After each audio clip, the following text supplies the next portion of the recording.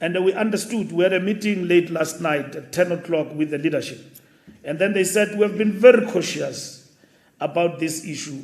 Yes, this matter affects our people. We have been in talks with Santaco. We are not the kind of people who want to go and claim easy victories. We have been raising with Santaco that your demands are legit, but do not ban your own people. Ban them in buses. The legitimacy of your decisions and your moral high ground is undermined by erratic activities. But your demands, as the ANC, we are with you. And we are with Santaco in relation to what they are fighting for. And the intervention of the minister, guided by the National Land Transport Act. Because the National Land Transport Act says something in relation to impounding of vehicles and all of that. But there is this problem we are dealing with in South Africa, that Western Cape is an island. And then it wants to project itself. And these are people who uphold the rule of law.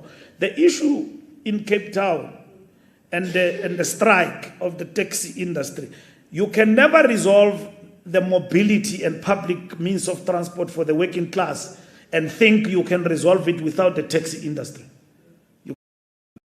This fallacy that you can do that without them is incorrect. We know the challenges we face with the taxi industry. And I don't want to talk about them because when I left government, we already started the processes of regulating the industry. And there was consensus through the taxi indaba to implement that. We had task teams to implement that. And we are intervening precisely because this economy of the taxi industry is operating in the fringes, and it's not part of the formal economy. And people do as they wish there.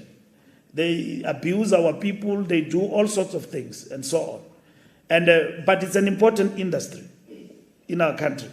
And that needs to be reformed, and which is what government must actually lead. But with regard to Cape Town, the issue of lawlessness as the issue, when government could have intervened to resolve matters amicably, with regard to the demands of the taxi industry there, and they find each other, is now being elevated, projecting others as victors. To me, it's nothing else but easy victory, and wanting to play big in a small town, and want to proclaim that you have won the war. You have not. You are just oppressing our people, because when you oppress our people, probably the people you represent as a political party will not suffer from a taxi strike, prolonged taxi strike. And that's why Comrade Cindy, the minister, has gone there, because a prolonged taxi strike is not in the interest of the poorest of the poor in the Western Cape. If I stay in Camps Bay, that taxi strike, I watch it on television like you in Johannesburg. It doesn't affect you at all. It affects the people of Kugule to Mitchell's Plain, Kaelicha. That taxi strike affects them. The taxi violence, because you threaten the buses not to come in and the trains, there must be a standstill, it still affects our people. Who dies in that taxi strike?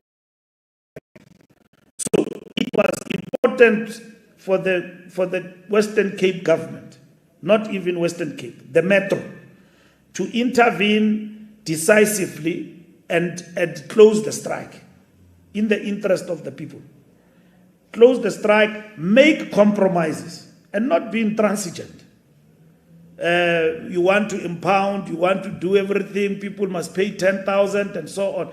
Those issues can be resolved.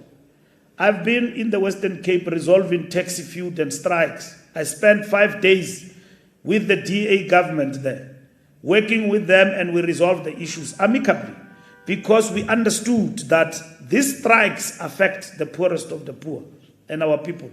And then in the long term, have a decent discussion on the sideline as to how then you can resolve these issues in the long term.